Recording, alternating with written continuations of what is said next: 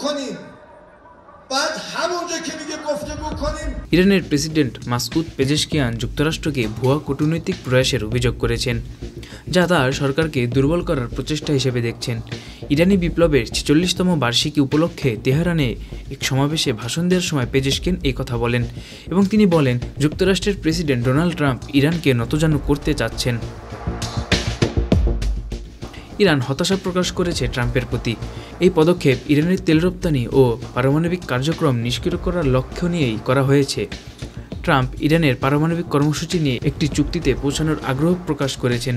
Trump বলেন তিনি আলোচনায় আগ্রহী, কিন্তু একই সঙ্গে তিনি এই বিপ্লবকে নতজানু করার জন্য সম্ভাব্য সব ষড়যন্ত্রের স্বাক্ষর করেছেন।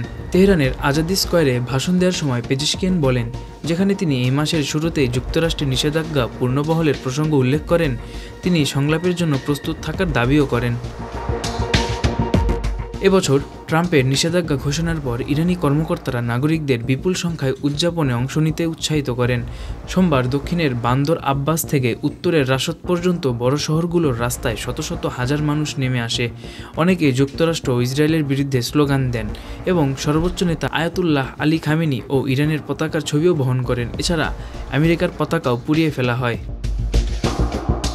ইরানের প্রেসিডেন্ট যুক্তরাষ্ট্রকে বিশেষভাবে অভিযুক্ত করেন ইসরায়েলকে সমর্থন করার জন্য, যা গাজা, লেবানন, ফিলিস্তিনি, সিরিয়া এবং যেখানে খুশি নিরাপদ মানুষদের বোমা হামলা করে হত্যা করেছে। Desk report, metro TV.